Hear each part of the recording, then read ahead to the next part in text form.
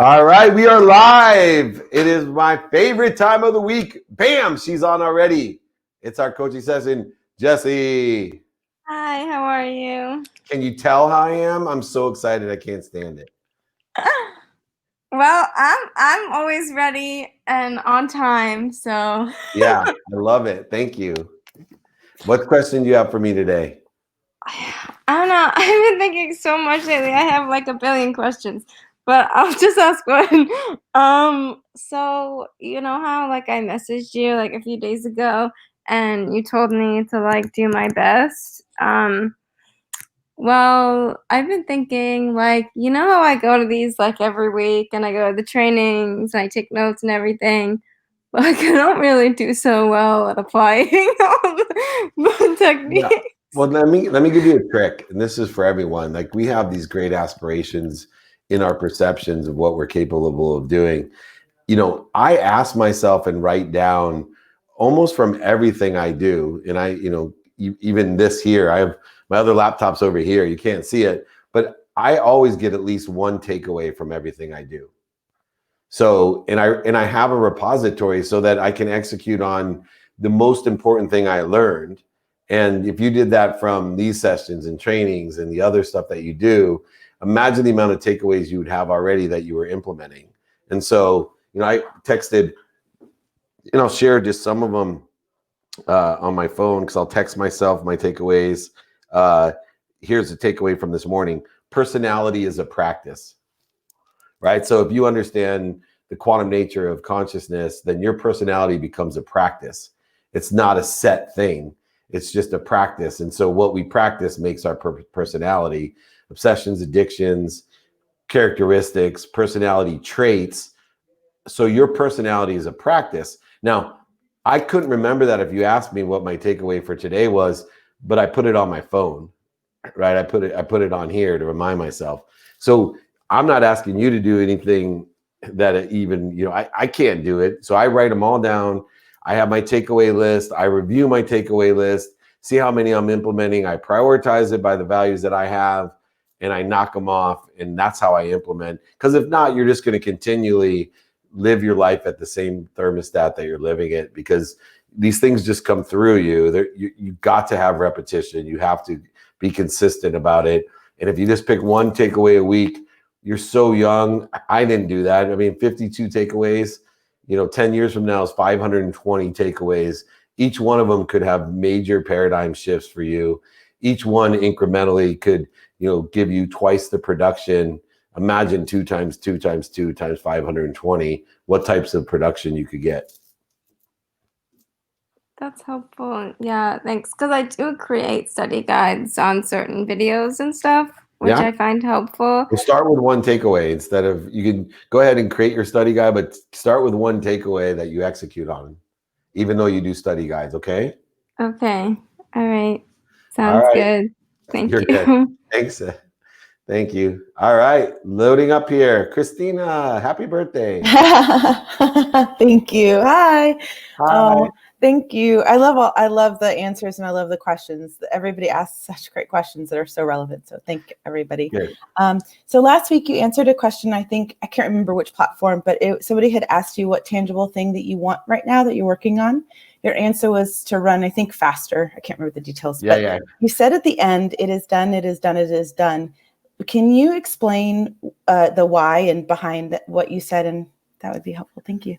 For me, when I say it's done, it's done, it's done, it's acknowledging, it's acquiring the knowledge, it's recollecting, it's recollecting, and it's remembering that I'm already connected to this infinity, to unlimited source of everything. It's acknowledgement that I have faith, that it's my job to allow it, the law of gravity, to pull it towards me by clearing whatever's interfering from it to come to me.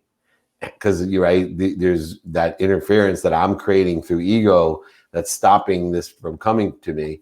And so when I already put it into existence, into the material state of it's done, so whether I'm going to run 3 miles under 20 minutes, it's done, it's done, it's done, then I know that I'm capable of, and I just have to access that ability. And it literally is speaking out to the universe what I want. It's also acknowledging, remembering, and recollecting what I'm connected to. That's great. And is there a reason why you say it 3 times as opposed to I was one? trained that way from my guru in India, that, you know, from Master Shah to Sangeeta Sahi, they all say it 3 times. You know, there's other ones like they'll say, love you, love you, love you. I don't know the significance of 3, but I'm going to go ahead and text myself and find out. I like that. I will too. Thank you so much. Have a good day. Thanks. Thank you. Good questions. Bonnie, was that a cigarette you're smoking, dear? Come on, Oh, man. yes. I'm trying to quit. I'm putting it out right now. That's Look, all see, I look. ask. All I Look, I ask. put it out. Remember, this is what everybody has to remember. You are of perfect health. It's what you are doing to interfere with what you've already been given, which is perfect health. So smoking is one of those things I know that interferes with your perfect health. So diminish the amount that you smoke. I'm working on it, especially now with the cold weather. It makes it easier because I hate being in the cold.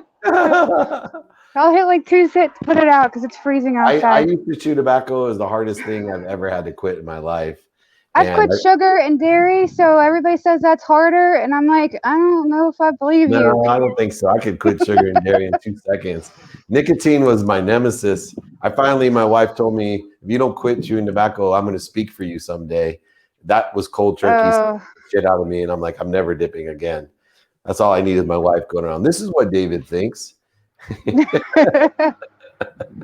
right, yeah, my ahead. husband smokes, so it's anyways, no excuses. So last week I asked you about the pitch, and you asked me, was I pitching for investors, partners, etc. And I wasn't sure, so I said investor because that made sense. But after thinking it over, and now that I'm like really practicing, because I have to practice pitch on Friday, I'm thinking that it makes more sense to pitch for a partner, somebody who's good at the things that I'm not so great at. So like I'm good at all the creative stuff. I'm good at maximizing my resources, but I don't feel like I'm competent yet to promise an investor that I could like double their money in say a year, just because I don't have the experience yet to do something like that. So I feel like it would be lying, to be honest. No, I think that's a great idea. And I love the way that you're thinking that, you know, you're actually thinking about what do I actually need? What has the most benefit for me? And getting a partner, may be an investor later on when you both decide on how best you can make money doing what you're doing. So pitch away. So what would be the 3 most important things in a pitch to a potential partner then versus the investor? Things are very simple. 1, credibility. So you want to be able to be credible that you'd be a good partner aligned with their values. So make sure that you know you're aligned with their personal, experiential, giving and receiving values. 2 would be there needs to be an emotional connection if you're going to partner with someone.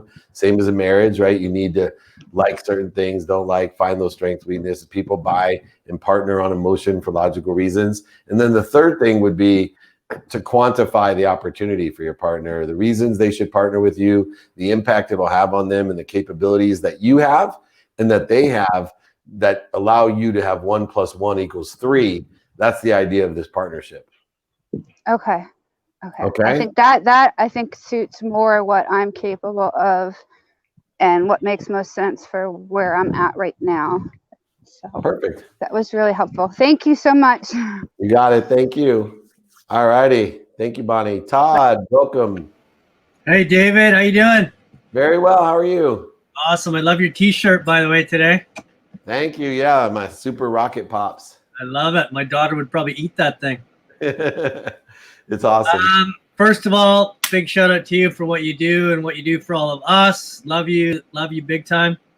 My question is, I'm about to launch a new brand in the outdoor space, and I want to pair it with some meaning, which is a foundation that goes along with it. So not quite the Tom's model of 1 for 1, but portion of the proceeds, etc., to go to the foundation, which is going to be to help kids see the world and have transformational educational field trips within their own countries in developing nations. So any advice on how to marry that together? Well, I would start by, there's 2 sides of the community that you're looking at, by building both sides of the community. Yeah, right. So 1, obviously you can't bring people if you don't have the inventory of the what, and then knowing the spectrum of people that would be interested in that area and where your lowest hanging fruits are. So first step for me would be to chart this out with two different communities in mind, because you have, this both sides of the equation to deal with.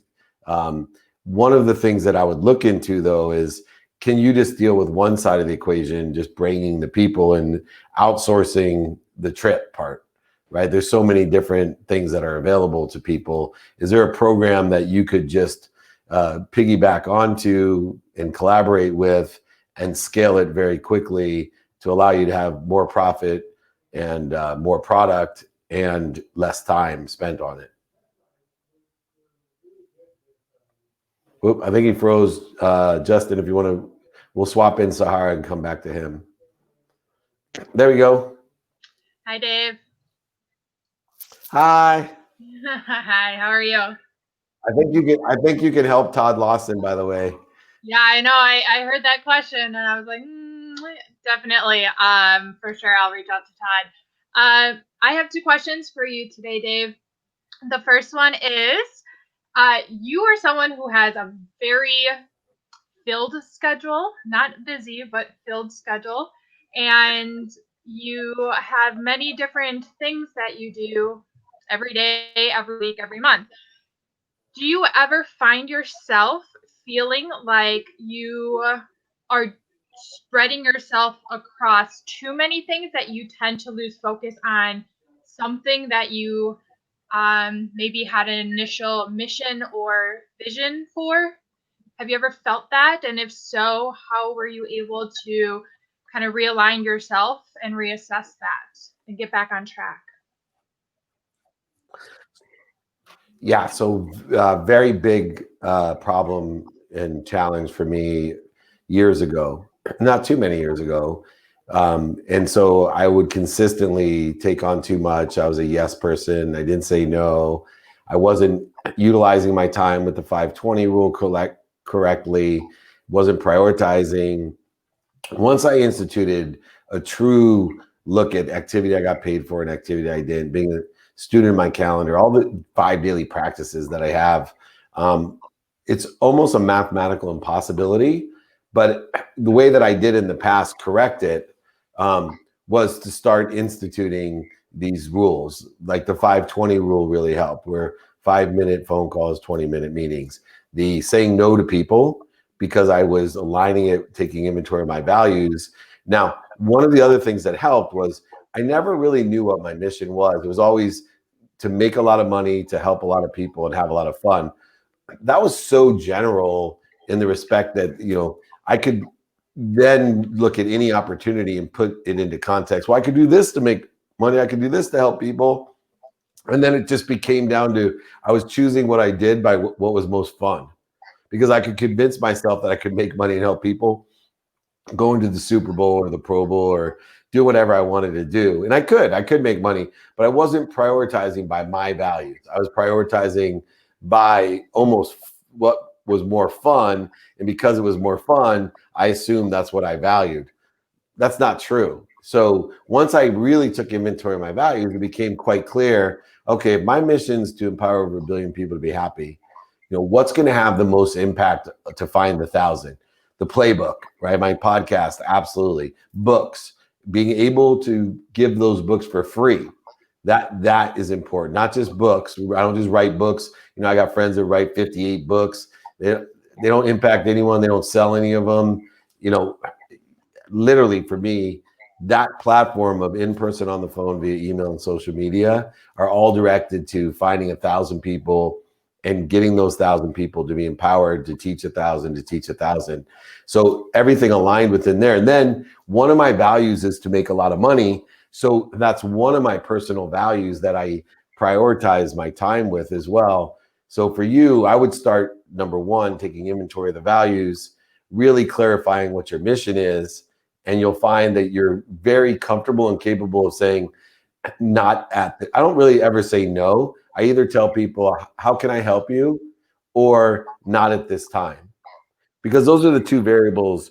If I can't personally invest in your company, then I'm going to tell, well, how can I help you? Maybe I can introduce you to somebody else. Or if because of my priority, my values, I don't have enough bandwidth, it's not in the top 35 things I do in the day, then I can tell you the truth. I would love to help you, Sahara, but I don't have enough time. There's too many activities. And I think it's such a, these words that we use can be so powerful and make us feel so much better than what we normally do, which is like spiral into some kind of, oh, my dog ate my homework and, this is going, I can't make it. I tell my family all the time, they invite me places. And I was like, I just have to be honest. I would love to do that. But according to what I planned today, I don't have time to squeeze that in, but thank you. Include me next time. Thanks for thinking of me. It has a whole different energy to it. Yeah, absolutely. That makes a lot of sense. I've been very blessed in my business to get so many different opportunities and exposure and everything. And I have such a big vision for my business, and it has really projected in the past since I began talking with you 2 years ago. So I'm very fortunate. It just sometimes I'm a one-woman show. So to set those boundaries and figure out how to stay on track in a way that continues on that original mission, but still scales it in a way that these opportunities would be able to do so. So just finding that balance is what inspired that question. And then my second question is, what is something that 2020 has taught you? For me, it's I don't know what I don't know. I love this kind of will see attitude that, I used to think I knew a lot more and was more certain. And instead, when I'm preparing for the we'll see, we'll see. I do everything I can to make it happen, but I have much more faith that something better will come than even I can think of. And I used to think that if what I thought was wrong, then something worse would happen. But that's not true. I'm certain what I know isn't certain. All I need to do is have faith that it's going to be something better that I'm going to get to by doing what I think I'm supposed to do, by angling towards what I want. So for me, it's being happy. I'm always, before 2020, happy where I was at the right place at the perfect time. Instead of directly like a ferocious Buddha going towards, I would have told you before 2020, I know exactly where I want to go and I'm going directly there. Now it's like I'm angling towards what I want, but I have faith I'm going to be somewhere better. That's the biggest lesson that 2020 has brought about. Awesome. Thank you so much, Dave. Thank you. Great job. I'll talk to you soon. Call Todd. Call Todd. I think he needs your help. We need to get definitely will. All right, Colleen will give you his number. Sounds good. Thank you. Bye, Dave. You're welcome. Bye-bye. Oh boy, I see my all-star salesperson. What's going on, Jeremy? Hey, how are you doing? It's so good to see you. I'm doing terrific. I like that shirt. What's the logo on there? No logos. Oh, just traditional. Nice. Yeah. Hey, I wanted to ask you. So I got my 2021 sales plan from my managing partner. Wait, I got to stop you. Any of you guys watching? This is kind of weird, but don't you think that this looks like one of those phone apps where it's like, what are you going to look like when you're 70? I think I look like Jeremy at 70. Let's go. Do I look old? I'm your older doppelganger. Hey, I'll take it, man. Make a lot of money, help a lot of people, have a lot of fun. All right. So I wanted to ask you though. So I got my 2021 kind of sales goal, and our firm they give out quarterly growth bonuses, but you have to share it with the entire firm. So I got that 2 times last year, but you have to share it with everybody. And I wanted to ask because my managing partner, you get to share it. I get to, yeah. These are the people that really help me. So again, you're right. I get to, but again, I get a small percentage, and it's the culture. So long story short, my managing partner is open to negotiating or talking, and I wanted to seek your advice on what people do because I don't know what standard is. It I get a percentage of what is I brought in extra. Whenever we're worried about value, stick to the math. So I'm going to use round numbers for you, Jeremy, and I can help specifically help with this specifically. But tell your boss or whatever he is or she here's what I'm going to you telling me I need to do next year. if I do, 20% more than that, you're going to make this much. And I think it's fair that I make this much of that much, right? I'll work within the guise of your comp plan, but outside of and over the comp plan, I want to be incentivized and rewarded. And here's the percentage that I want to be rewarded at. Now, there's two numbers that you have to go in your head in all negotiations. Everybody should listen. People lose so much in this area because they're just not clear. There's one number that you go in with, and that's what you ask for. What you ask for, you have to be able to quantify and articulate the quantification of why. I use 120 rule. So if I said, Ben Frank, you're going to give me 20 grand, let me explain and articulate why you're going to make 100,000 by paying me 20,000. Does that sound fair? And if I can articulate it, he's going to say, that sounds terrific. Or he might say, that sounds terrific, but I don't have the 20 grand. Can you work with me? Okay. And if he says that, that's when the second number comes into mind. The second number is, what is it worth to me to do this? Right. And you got to just know that number, because if they come into that number, then you say yes. If they come below that number, then you say, sorry, here's the least amount that I'll take in order to move forward. Does that sound fair? And if you go in before you get emotionally in charge, and you know your two numbers, here's what I'm asking for, I can articulate and quantify why, and two, this is the lowest I'll take, you're all set. So is there a percentage that you kind of go off of, or is it like, Value. let's say value? It's according to your values, right? For me, I know percentage that I take to make a referral to someone, I get 10%. If I'm a procuring factor in closing them, I get 20%.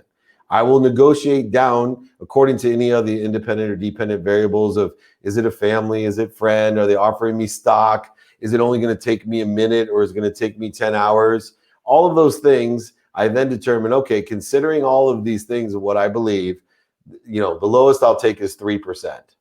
And then if they offer me 5, I say yes. If they offer me 2, I said the lowest I'll take is 3%. And if they say sorry, I'll say, okay, I'm moving. Yeah. Okay. All right, brother. That was my question. You're a killer. You'll get it. Thank you so much. It's done. It's done. It's done. All right, Mr. Frank, 2 times in one day. There he is. Long time no talk. I know. Thank you for this. By the way, also thank you for your training on. Threw up on the wall behind you. That's my wife's new office wallpaper. Oh shit! Joyce is gonna be pissed at me. I gotta replay this for her after. Yeah, exactly. This is her inspirational room right now. And I just reached her favorite today on the other call. She's like, "I love Dave. He's my favorite." Now I just dogged her wall. You're instantly in the doghouse now. Yeah, that's all right. To follow up, by the way, thanks for your training on the receiving too. After our call earlier, I think I'm going to re-listen to that again too. That was helpful. Because kind of to follow up, I actually have this weekend, I'm a speaker and panelist on a U.S. Olympic Committee and Paralympic Committee conference for youth sport, multi-sport clubs across the country. And so a few times I've done this now where I come in and I speak and I answer questions about various things to help youth sport clubs. But what I have never, we've talked about this a little bit, is I never really positioned myself in a place where I have some kind of offering or something for groups to work with me or our team going forward. And I'm just curious, like I saw your pages about like your coaching groups and now your sales group and things like that. How clear of a, if it's still new to me, I haven't done a lot of that, where paid consulting and things, how much of a clear kind of plan and offering you need to put together first, or how do you get started, and then how do you present that in such a way that's respectful if you're like speaking at someone else's event or things like that? Yeah, well, for me, I always start with figuring out how much value I can provide. So even my own group, they started years and years ago, and everyone that was in a group, I'd meet 7 a.m. on a picnic table in my neighborhood every other Sunday, and everyone had to donate $100 a month to charity to be in the group. Mm-hmm. And then I learned, and I started learning, wow, I can change people's lives. In fact, the original group before, all of them are multimillionaires now, of my first group, and which is, huge. My last one just had a $90 million exit for his company, and the other one makes 7 figures in real estate. He was a assistant manager at the Cheesecake Factory when he came to me. So my point is, figure out something that you can pilot, figure out some sort of, donation to the U.S. Hockey Paralympic team or whatever you're important to you. And, say, make it very, very, very guaranteed and affordable, and start doing it. And when you do it well, everybody's going to want to participate. And you'll continually increase the value as you continually guarantee more value. Yeah, and then so make it something almost like a no-brainer, and then like not something that's super expensive or ever start, and then just offer to some select people you think probably are the right value. Yeah. We'll take and learn from it. Okay. Okay. Awesome. All right. Say hi to Joyce. I'll tell her about you said about the wallpaper. Thank you. Yeah, she'll love me. All righty. All right. Bye. Michael Gardner is up. Hey, how you doing, David? I'm terrific. What's going on? Hey, I appreciate everything you do, and thanks for having me. And one of the first follow up on the training from last week, which ties into this, I've got a consumer packaged good, mass brand appeal, thin energy, and what we're doing is, the double-edged sword. When's the right time? Bringing investors in. We're early stage. We know we're going to need to go into Series A. So strategically, I've already had an acquisition offer. So one of the things, but it just wasn't the right deal. So I wanted to find out what your thoughts or strategies would be bringing in investors beyond a Series A or prior to a Series A, but also keeping my equity. I mean, that's that's the main thing. I don't want to look at VCs or what have you, where they're going to come in and want to take the whole thing, which I've already been through. Right. So for me, it's all about feeling comfortable with the money and and the valuation. You've had acquisition offers at a certain valuation, so you have an idea of concrete evidence of why you would take in money from an individual investor pre-series. And doing that in the context of a convertible or a safe or something that's industry standard with 20% discount and a cap of something that's off of what you've been offered already, which all is credible and enticing to an investor. One of the things I want to teach everyone about taking investment, because this is a very common question, when do I start raising money, is don't lie to yourself and say that you're looking for a strategic investor. Challenge yourself to come up with a vehicle that doesn't matter if somebody's a strategic investor. Take people's money. Investment is taking people's money with no other ties to the money other than, here's the risk and the timing and the risk tolerance, and here if you like to make the investment, but have something extra for people that you find to be strategic, that you're able to incentivize, reward, or alternatively allow them to participate in. But, it turns me off when people are like, oh, I'm looking for a strategic investor. Yeah, no shit, Sherlock. But what you're really looking for is money. Right. Right. And you can wait your whole life for, your best friend to invest $100 million into you for 10% of your company, but that ain't happening. So, let's get real, raise the money. You are way far. If you've had an acquisition offer, you have a cap, and you can have a credible cap. You could go back to as well, by the way, the people who were looking to acquire you and let them be your first investors at the rate they were willing to acquire the company into some convertible with maybe a discount, because they obviously already see the value in what you're doing, gives them a better insight onto a future acquisition. So there's a variety of things, but you got to know your numbers. You're lucky because a lot of people that are in your position, I don't know where to tell them to get the number out of the ether. Yours is very straightforward. I've been offered this. I wasn't obviously going to take it because I think I got a 2 or 3 time multiple on that. Therefore, I have a $500,000 note to bridge me to a round for these reasons. I'm going to spend it on marketing, developing, collateral, whatever you're spending it on. And I have a 20% discount to market, and first right of refusal on this, or just basics. And most likely you're really close to doing that. I think you're at a stage that if you need some capital, that it may be worth taking into a convertible or a safe to bridge you to a higher valuation, because the amount that you're going to give away will be dissipated or diluted by the valuation of what that money will give you. So if you take in $500,000, you might get an additional $5 million in valuation, which now doesn't really matter what you gave up at $5, on a convertible side. No, that's great. Yeah, I appreciate it, and that's the double-edged sword. You need that, bridge that gap, like you said. So that's definitely a creative way and strategy. So totally appreciate it, man. Thanks so You got much. it, my boy. Call me if you need me. Thank you, Michael. Appreciate it. Thank you. Have a great day. Thank you. Oh, my favorite friend from across the world. How are you? Hi, first of all, I want to say thank you. So I'm starting a new chapter, I call it like that. When I entered this group, I wouldn't ask people to interview for me.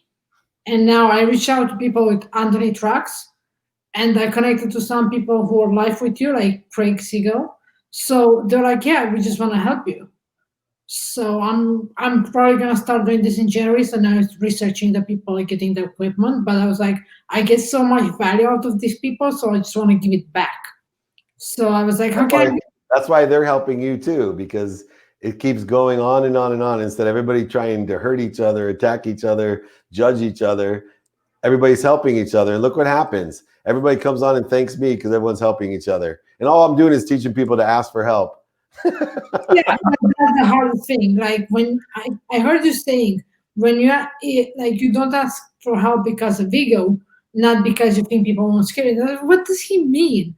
And then it hit me, it's because you think you're smarter, and it's like, oh yeah, that's right.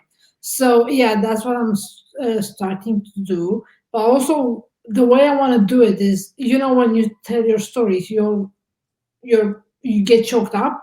So that's why I admire you. Like, you're the real deal. You're not like, yeah, you can have money, but find your why and your what. Like, find those two together. Because now I'm like, I just want to build a center for people and teach them skills. Like, I have my what. I had my why. I want to help people, but now I have the product somewhere where I want to invest at some point. So how do you get people to open up while asking questions, and not then make them feel too vulnerable? Or how do you create that safe space? Because I still do it with very templated methodology that I put into my own personality, vocabulary, intonation, emotion. But the real crux of what I'm focusing in on is, number one, I really try to be sincerely more interested than interesting. So I'm trying, while you're talking, I'm thinking, okay, what can I learn from Gigi? What can I learn from her? And how can I help her? And then what I like to do is find out what I can learn from her by asking her what she likes and doesn't like about what I'm learning.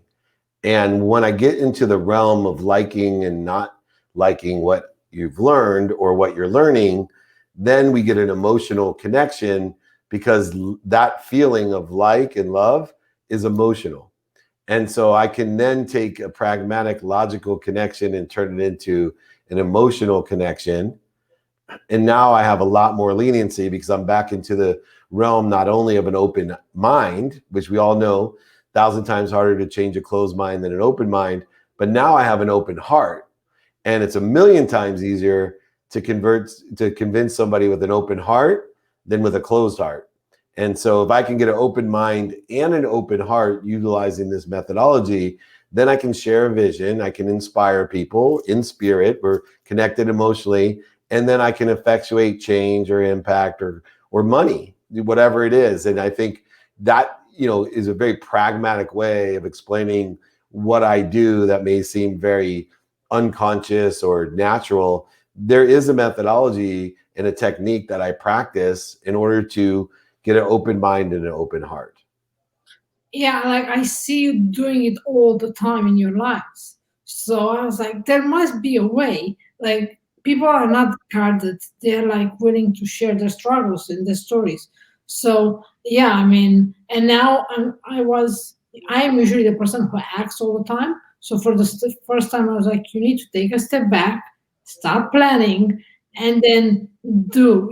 So it's an incredible journey, and I'm so happy to be part of this group. Like, Yeah.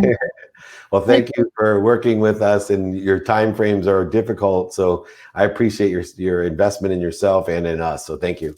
Yeah. Thank you. See you. I'll see you soon. Thank you. All righty.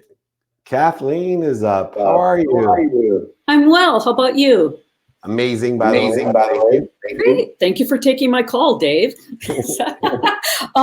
My question is related to Saharas. I am trying to find the balance in kind of everything that I'm doing. So in the last 3 or 4 weeks or so, paid photography gigs are coming in, trickling in. But you know, the what I'm getting paid is a fraction, right? A portrait session of a family, which is a very different pricing structure than doing multi-day corporate events. And so when that comes in, I'm grateful because it helps pay the rent, but it takes away from working on the other things that I think are more closer to my why, which is doing what I can to make the world a better place. I'm doing these documentary series, and again, I'm not attached to those series as being my project, but more so a doorway to something larger and serving something larger. And so when I'm trying to figure out the balance. I am a student of my calendar, which of course is constantly mutating, because if Jenny calls me and she needs a family photo session tonight and it's a few $100 for me, I'm going to take it because I need to buy some groceries. I mean, like, I'm at that sort of fundamental level right now and trying not to dip into my savings until after the first of the year. So I practice gratitude in my best moments. I try to remember enjoying the pursuit of my happiness. Is that what it is? Right. And so it's like, okay, all right, I'm all over the map, but am I enjoying myself? And then when I think about it, it's like, well, life's kind of interesting right now because various things are happening. So I'm just looking for, I'm hoping to just get some, I don't know, words of encouragement. No, let me give you some insight. So this is probably something that people face. You may want to mute it because I get a feedback. Oh, sorry. That's okay. So yeah, that way people can hear. So number one, don't think of balance like you do. Think of it as weighted balance. So balance, people, when you talk about balancing your values, I want 25% of my day on my personal values, 25% on my experiential, 25% giving, and 25% receiving. No, I want a weighted balance of my values according to the activity that I have for the day, the inventory of my values that I have for the day. And moreover, you need to connect the feeding to the ability to feed. And let me explain. So many people detach the joy, passion, and purpose in the process of taking on a portrait of a family so you can eat, because as long as you can sustain where you're at right now, that eventually, because you're taking faith now into consideration, time out of the equation, faith into the equation, that this is what's going to allow me to do all these great things that I know I can do. It's done.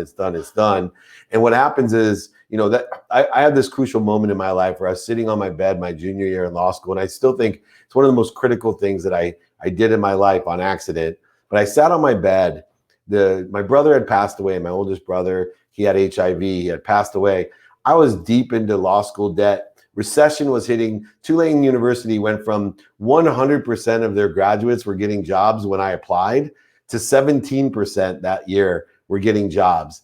I was terrified, and I wanted to buy my mom a house and a car, right? That's all, literally. And then I had these law loans, and I'm like, oh shit, I'm never going to buy my own house.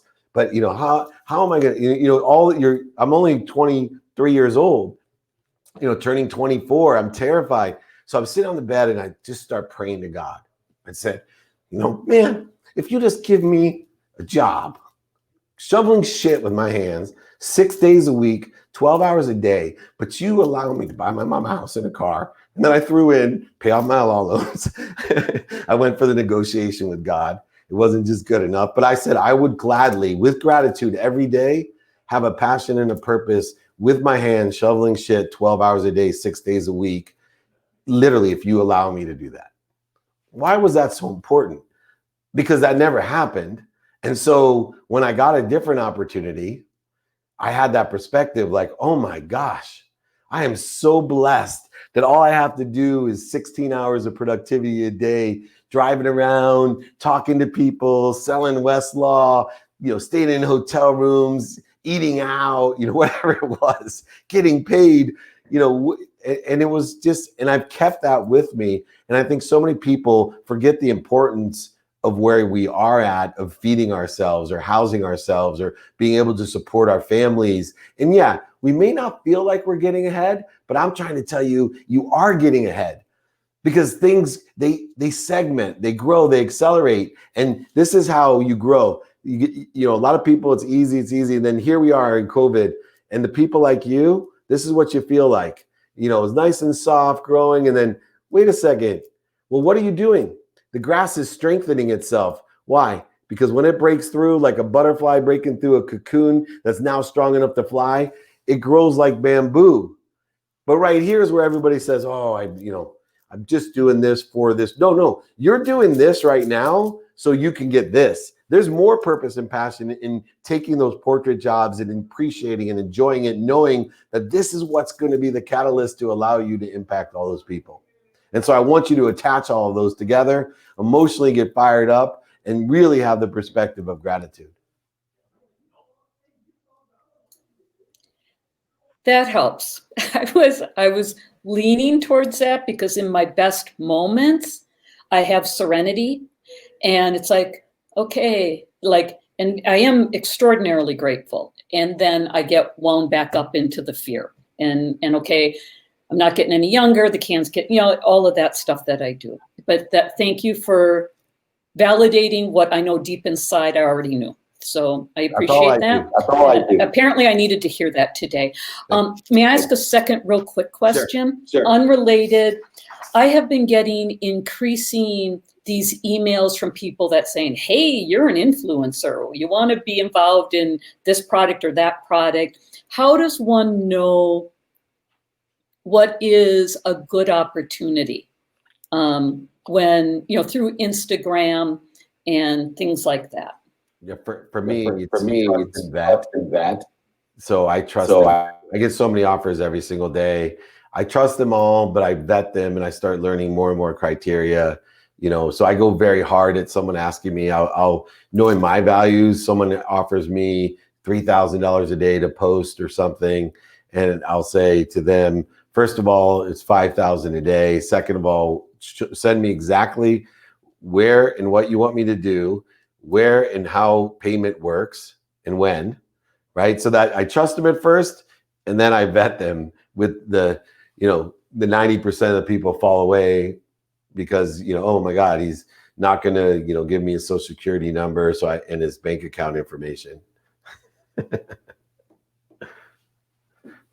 All right. Okay, thank you very much. Thank you for your kind heart. I appreciate you very much. I appreciate you. Okay. I appreciate you. Take care. Thank you. Bye-bye. All right. The perplexed Jill. Oh, I'm not perplexed. I'm you had the thinker thing on. I did. Well, I'm just thinking, I didn't even know you were going to call on me. I just wanted to say thank you.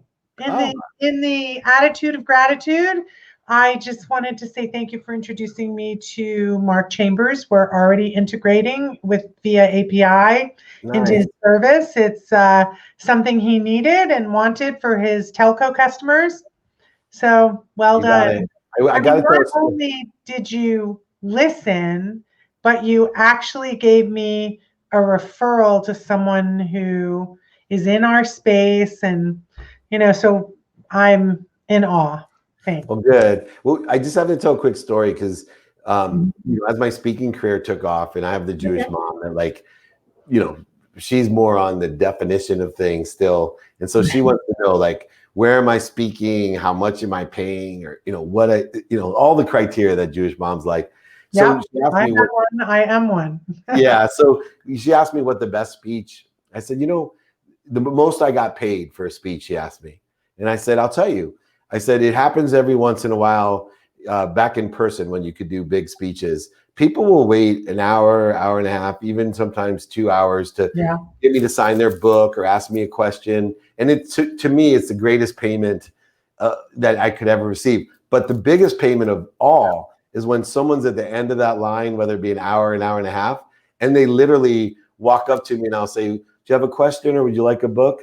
And they'll say, no, I just wanted to say thank you. And they waited all that time so they personally could just say thank you. So the reason I bring that up is that's the greatest payment that you could give me. And I appreciate that everything will work out and there are more people to come. But thank you for recognizing it. It's done. It's done. It's done. You got it. Thank you, Jill. Thank you. There she is. Good morning. Good morning, David. How are you? I'm grateful, and too many miracles that's happening. I couldn't. I'm very very appreciative, and I am touched by what you said about your mom. That all you wanted is to give your mom a house and a car, which unfortunately I missed it. Because my mom passed away on June 21st back in the Philippines. And because of COVID, I couldn't even be over there. So that day I became an orphan. But it's a crossroad for me to make a decision to move an extra step and to stretch myself.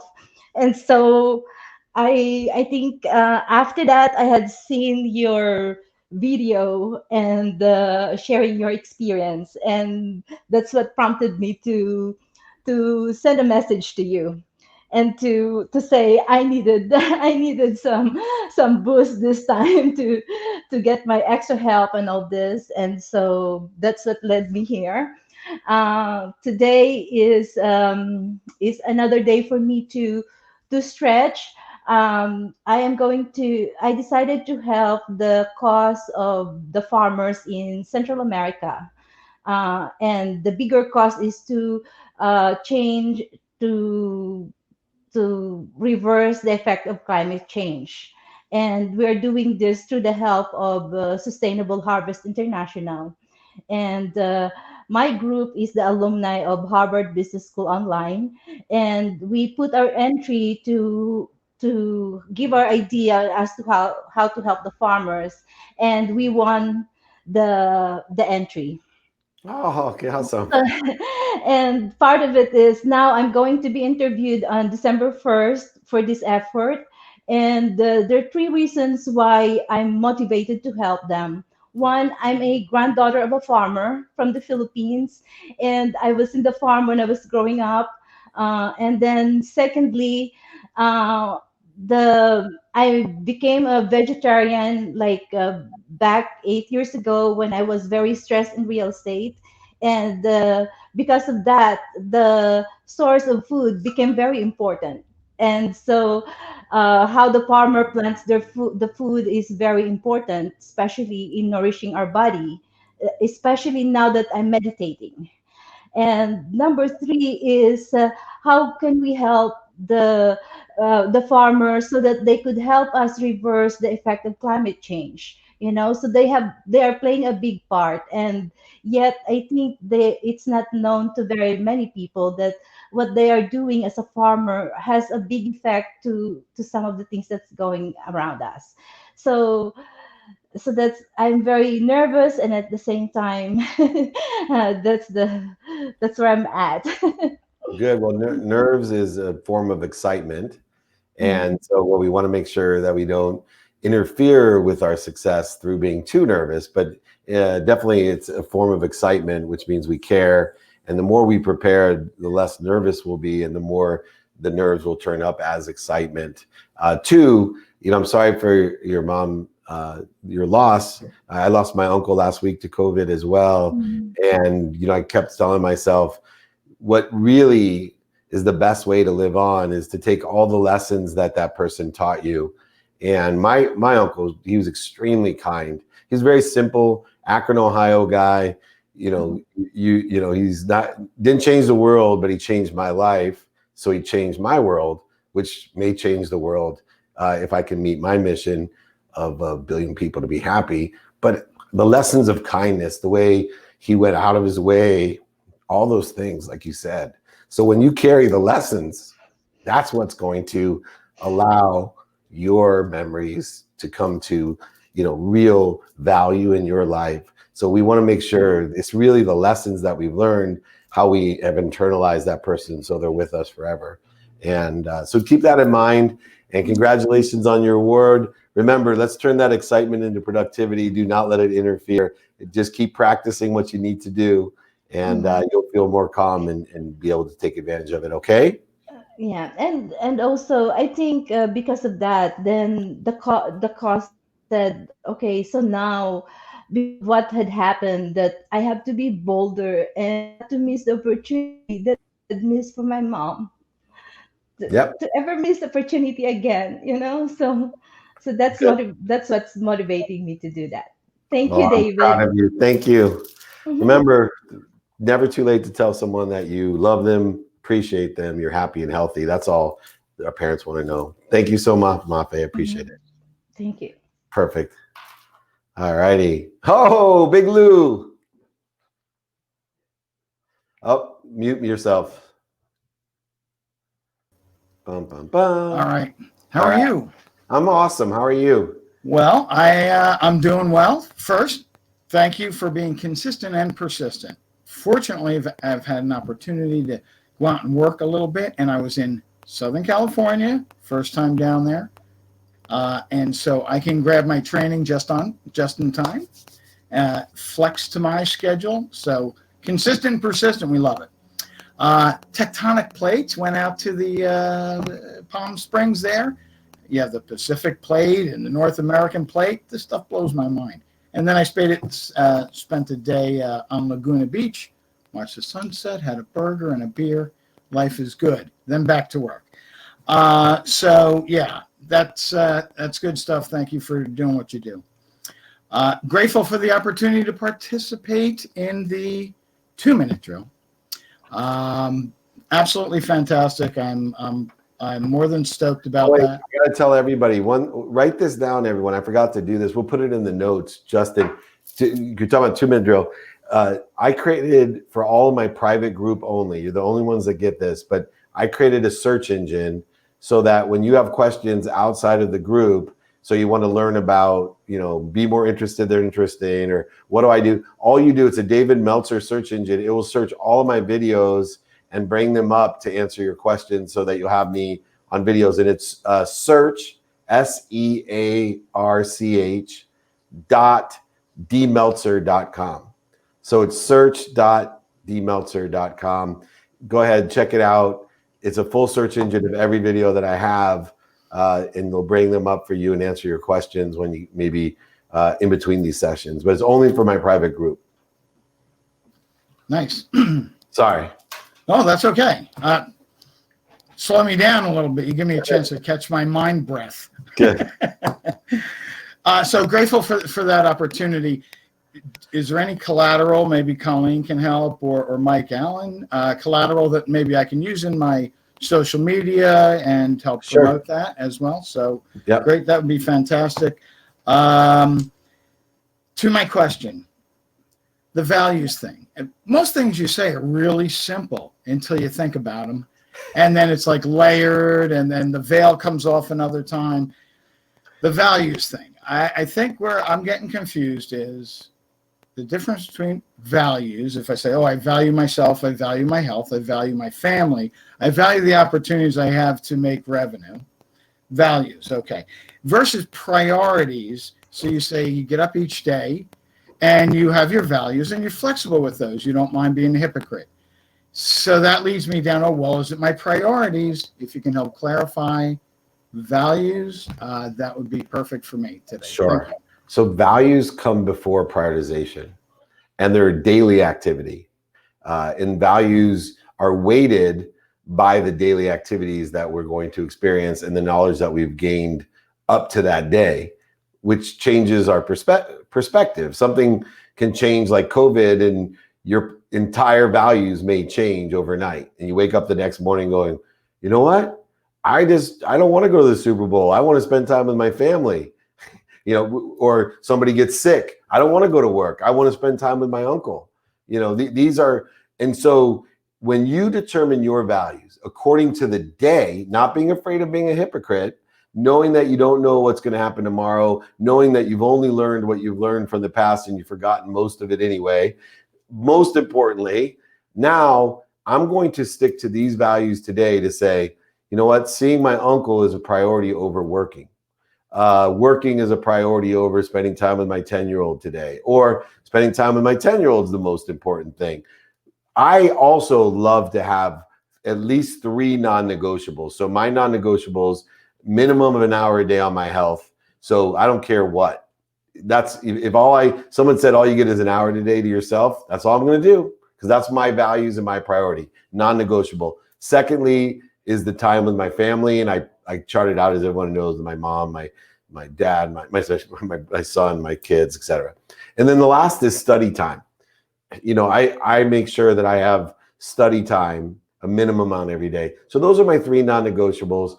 I utilize the values as the construct or the vetting process of the prioritization. And, you know, with the do it now philosophy, studying my calendar and being able to do that, it becomes very efficient in knowing what the right answers are. And there's no guilt, resentment, offense, separate, inferior, superior, anger, anxiousness, worrying, all the things that I used to waste the entire day on. Instead, I'm just getting down to productivity, accessibility, and gratitude. Okay? Yeah, so it's a little bit of a blend. You have your fundamental columns, and then like within that, you know, your health and everything. And then some other things may shift, but they lay over accomplishing your non-negotiables as well. Always first. Okay. Cool. I'll keep working at it. You will. You're doing great. Thank you. Thanks. I appreciate it. See you guys again. See you soon. Anna, welcome. Hi, Dave. How are you? Amazing. Thank you for joining us. Thank you. I was just stoked that you answered my email last night or this morning. I sent you the email about the place where I want people to come to, I guess, get rejuvenated. And I had a list of things that they could do here, and you found it kind of overwhelming. I guess my question really is, as I'm getting this place put together, what should I be doing to get people to know that it's here? I don't think I want to go like super big. I just want it to be like maybe word of mouth, where, you know, if people come, they come.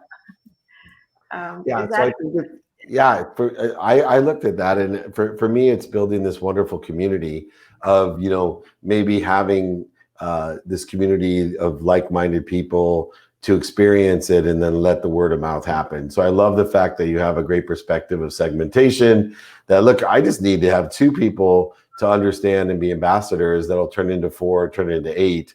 And pretty soon you won't have enough room and you'll have to start raising the prices or something. But more importantly, I think your main focus should be on what community should I raise the awareness in order to effectuate the organic growth that I'm looking for. Okay. I do have someone interested.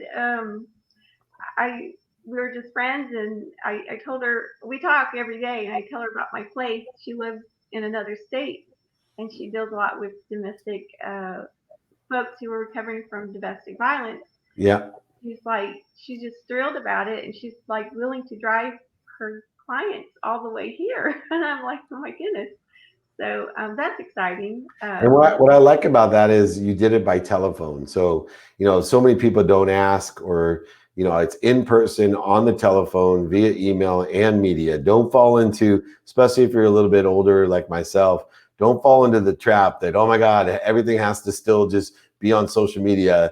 Look, and people are more excited about my TV show even the young people, that it's on Bloomberg TV. And I don't think anyone that's excited about my TV show being on Bloomberg actually watches Bloomberg. Like literally, I can't remember the last time I watched Bloomberg, but they got, 80 million potential viewers, et cetera. TV is still a medium, that brings credibility. It allows me to put it out on all the platforms. So think about the same thing for yourself, Anna, of using email, your phone, because you have a wonderful idea with a wonderful energy and frequency, and more people need that. You're going to be overwhelmed because you don't have that great of capacity. So you don't need to advertise. Keep doing what you're doing, but keep asking. Okay. Okay. Thanks, Dave. Thank you. Great job, by the way. All right. From one to the next, my Edmonton Raj. Look at that perfect beard. What's going on? Not a whole lot. Quick question, by the way. Yeah. This whole Christmas thing, people went early and often with Christmas now. Have you noticed? We're not even at Thanksgiving, and I got Christmas trees and lights and Santas, and it's what do you think the reason people are going early on Christmas? I think it has to do with COVID. They need some kind of positivity and some kind of distraction for Christmas to throw up in their house. So I agree. All right, cool. Yeah, I already started. We already had our Canadian Thanksgiving, so I started a little early. You and Justin, I celebrated with both of you. Yeah, I wanted to ask you a question.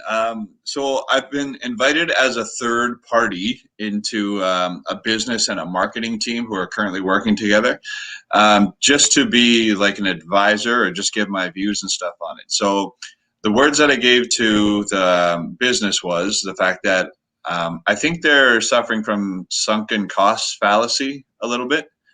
And I believe the marketing team is really invested into their idea and to keep asking for more money to throw into it. How do I word this properly so I don't offend anybody, or is that something that is just going to happen no matter what? So they're both, by the way. So there is a way to talk to them, but it's going to happen no matter what. And so what you want to do in this situation is make yourself equal and then give alternatives and options. So give credibility and acknowledgement to what they are doing, and then show where the money could be better spent that's complementary, supplementary, synergistic, or in complete contrast to what they're doing. But you need to acknowledge what they're doing to set a baseline to let their minds and hearts be open to the improvements that you want to make to what they're doing, even if they're completely contradictory of what they were doing. Okay. The improvements, not the difference of it. And too many people go from defining, attacking thoughts, conditions, and judgments, predisposed thoughts, where, when you have, as we have found, when you know everything and we haven't acknowledged the other side, then people will pick you apart.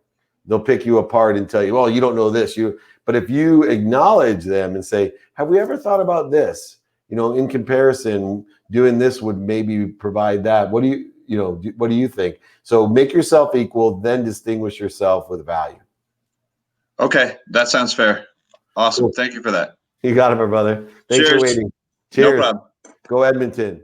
Go Oilers. It's getting freezing there. Oh my goodness. Oh, right here. Right there. Oh, look at that. It took us years to figure this out. All right. What's going on? I have two questions. The first question is, I do real estate, so I do a lot of developments. And right now, I'm teaming up with a few people that we all got track records to build the credibility. So I might do my first development project, and I want to know if you know any real estate funds. I do. So you need to talk to Brett Kaufman and just text me today. I'll introduce you, okay? Okay. And then the second thing is, because you're so amazing, I emailed you yesterday, but Miles still didn't answer the question. Oh, what question was Miles? On Instagram, the biggest lesson he learned from you. Yeah, he said what did he say? Be more, I know he said, be kind to your future self. Okay. And then the second thing is, how could I be a service to you? Because I always break my mind. Besides telling people, I already told them. Let me know what you think of my new search engine, search.dmeltzer.com. You can search all my videos. Get people, to share the content and do good deeds. Come to free trainings. Watch the replays on Spotify. The more the message gets out, I think the more people will be happy. So that's how you can help me. Gotcha. And then I also got to ask is, so I was soul deeping digging deep down in, and I found my mission that I want to do, and I want to love, lead, inspire, serve. I just want to get your feedback on it. I love it, man. What more could you ask? Love, lead, inspire. I love it. Yeah, dude. Stick to it consistently. That's all I say.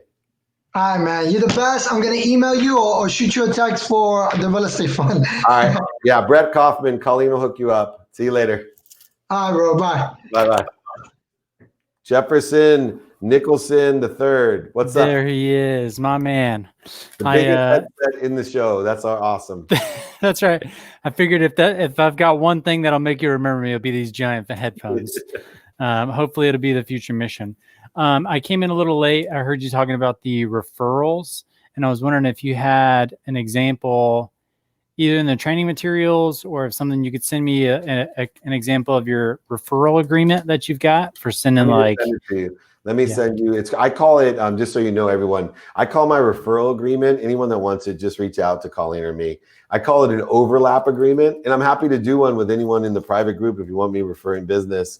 And it's called an overlap agreement. The reason I tell people that is that I want to make sure that I manage their expectations, that when if I'm doing an overlap agreement, I'm only making referrals which already overlaps what I'm doing. I'm not putting my whole sales force cold calling in to, companies to help somebody. That is business advisory to me. I put a, profit center mentality to that for me. If somebody wants me to work with them in that capacity, it's a month to month, guaranteed profitable thing. So my overlap agreement is for, hey, in the course of doing business and the millions of people that I'm in contact with, I'm going to be looking out for opportunities. And when I give them to you, I want to be paid this much if I just introduce you, or this much if I close it for you. And I want it mutual. So you bring me business, we'll do the same thing. Beautiful. Yeah, I caught the tail end of that other one. And then I'll send that to you guys. And sweet. And you can use that search.dmeltzer.com, search.dmeltzer.com. You can see it there. Beautiful. Find other videos to explain that. So just put in overlap agreement or referral agreement, and you'll get videos to explain even more about the agreement. Oh, I can't wait. I wrote the search.dmeltzer.com, right? You got it? Yeah. Okay. All right. All right. Last but not least, thank you, Jeff Nicholson here. Alex, let's see if his connectivity is good. We are in, buddy. What's going on? All right, Justin, we got to go. All right, everyone. Thank you so much, Alex. You can reach out individually with me. That's fine. You guys are wonderful. Use search.dmeltzer.com to find other stuff to help you in the interim. Anything you need, I'm here for you. This is a great group. I appreciate all of you. And remember, most importantly, be kind to your future self and do good deeds. Have a great week. I'll see you guys Friday for training. Thanks.